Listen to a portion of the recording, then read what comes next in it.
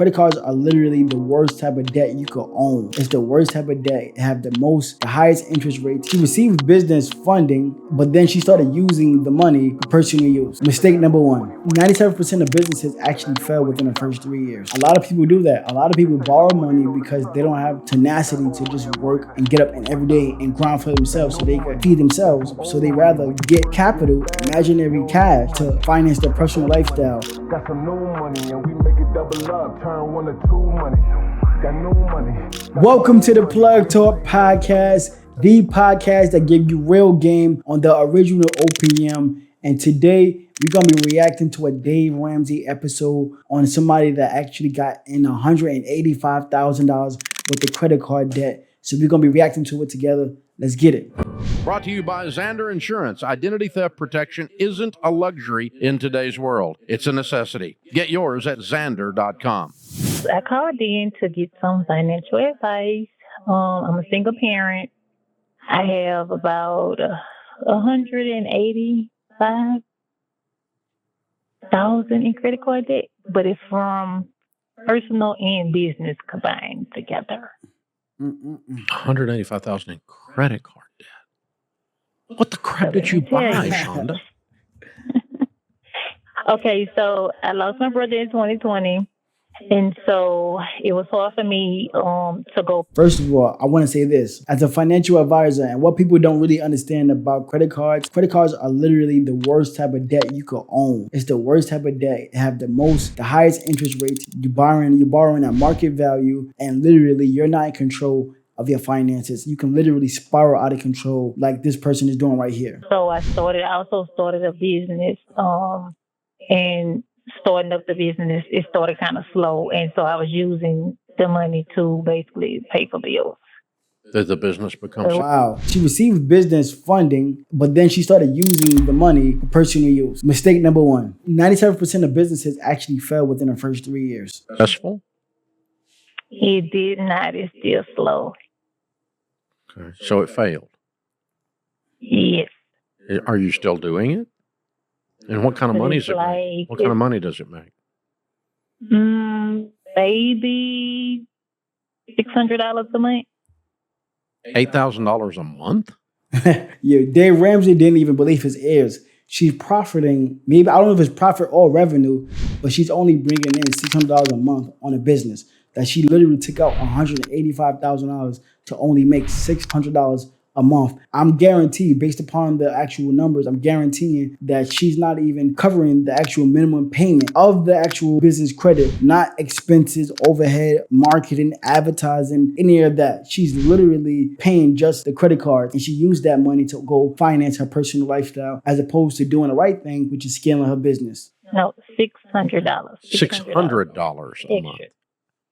Yes. Okay, that's different. Okay, what is the business? It's credit repair. And how do you spend money on credit repair? I'm spending money on it. I mean, you said, so you mean you were borrowing money to eat because you weren't making a living? Yes. Yes. And a lot of people do that. A lot of people borrow money because they don't have tenacity to just work and get up and every day and grind for themselves so they can feed themselves. So they rather get capital, imaginary cash, to finance their personal lifestyle without actually having to get up and put that work in. Not only that, I was investing in different things with the money as well. Like basically, I try to do the flipping the homes, and I was pulling money off the cars to do that. So it was like I was losing money trying to. Do you see their disposition? Look at they just sad for her. They like, and Dave Ramsey, he does real estate, so he knows leveraging credit literally to go do a fix and flip. You're asking for at that point, literally, because real estate in itself, you have to have expertise. You have to have years of understanding how the market works. All the unforeseen things that can happen, the contractors that can run off on you, that when you pull back the walls, the code, how they can put a stop order on you. Like real estate is not just fix and flip type of thing. It sounds cute, but it's take real investment and real counsel to actually complete a fix and flip the right way and be profitable. Different investments. What are you doing now On for top work? of paying my bills with them. I work in security. And what do you make? $40,000. What's the most money you ever made in your life? In a year? So she's in $200,000 worth of debt, and she's only making $40,000. She owed more than what she even earned on the annual basis. Recipe for disaster. 60,000. Okay. All right. I have a degree in criminal justice. Okay. All right. Is this all the debt you have, Shonda? Are there credit cards? Are there any student loans or car loans? I have student loans and a car loan. Yes, and I have a home. Okay. What do you owe on the car? The car owe about 25,000. Mm-hmm. Okay. And what do you owe on your student loans? 36,000. Okay. And all this is on top of the 185, correct?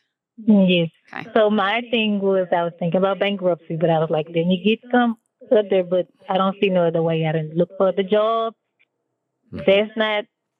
I can't really do that because I have a younger daughter that's 10 and I have an older daughter that starts college in August. See, one thing that we got to actually be aware about is the fact that she's a single mom. She have kids she have to feed and provide for and protect. And now she just made her life exponentially worse because she now has to pay back the bank and she can't afford it. So her credit is going to go down in the drain. So her leverage, her access to capital for the next X amount of years is done. So she wouldn't be able to help as much with my child if I did decide to go and get a second job. So, yeah. Okay. Well, you have a car that you They are speechless. They are speechless. can't afford, and student loans are not bankruptable. Look, the debt ticker. The debt ticker right here. Okay. It started So at they're going to stay 185, there but no now it's matter at what happens. 226. And I mean, you could turn the car in the bankruptcy, and if you're going to file bankruptcy, please God, turn the car in, because it's just you make 40,000, you don't need a $25,000 car. Period. There's no planet that works on. And so I remember being scared to death 35 years ago when Sharon and I lost everything, Shonda, and I was overwhelmed with the debt and the collectors calling and everything else. And the only thing I did right in that period of time was I really wanted to dig in and figure out what I had done that set me up for this. What That's that self-reflection. A lot of times we let money control our life and we don't let us, the people that make the money, control our life. And we actually make the right decision. We let the fact that we have lack. We let the fact that we think that we don't have enough money, that the money that we earn is not enough. So let me go out and get $200,000 of debt to go start this business that I know nothing about. Because why? I have low self-esteem with the money that I do have now. What about growing and manifesting what you have now in the right way so it could be sustainable and help you pay for your financial freedom? Because nobody's going to actually pay for your financial freedom on your behalf. If you don't have the money to invest and to create and do the right things to create additional access to capital and streams of income going forward, you will work until you die. Nobody's going to pay your bill for financial freedom on your behalf. Mistakes I made, what philosophies or things I believed that were lies. Okay. And you told me 2 or 3 different things that are internet, TikTok, get rich quick schemes.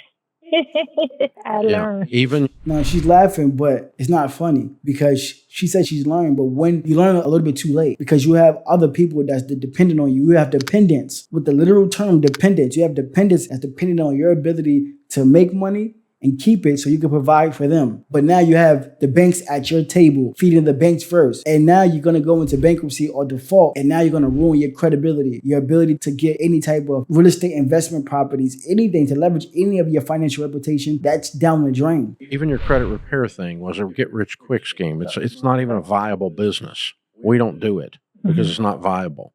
You can't make enough to pay somebody to do it here, or I'd be doing it. And the irony is you're doing credit repair. That's an irony. That's ridiculous. And so, but you've fallen for these things trying to get ahead rather than developing a steady career path with your criminal justice degree and background that moves you up to where you start making some really good money. If during the time that you tried all these things that were get rich quick things, if instead you had taken that same amount of energy and poured it into your career, you'd probably be making $100K right now. And what he's saying is spot on. Now, I'm an entrepreneur. I have built my own business. However, there is nothing wrong with stability. You have to scale the right way. A lot of times people scale too fast. They have what it takes to manage $200,000 when the most money you ever made and created and managed unsuccessfully at that was $60,000. So you thinking that you're going to be able to circumvent the process and get access to $200,000 and be able to manage that the right way. And that's if you've got to go through this kind of hell, and I'm sorry you're there, for goodness sakes, learn the lesson. If she would have just had the right guidance, the right understanding on, okay, it may not seem like you're doing anything now, but if you're doing the right things and you putting yourself in financial position, you'll be able to scale, and all that work ethic that you put in is going to compound. You'll be able to have the lifestyle that you want. But instead, she put herself back at least 5 years or more to try to pay back the banks, and you don't have no type of ability to leverage or scale. So if you can't save money and you don't have the ability to scale and leverage, from the hell. Okay, and that's what Sharon and I said. If we're going to go through this, we're going to learn what was broken in Dave that set us up for this fall. And we looked at that and said, okay, why did I fall for building a house of cards? What was driving inside of me? What was broken? And it was a spiritual walk in my faith, my God walk.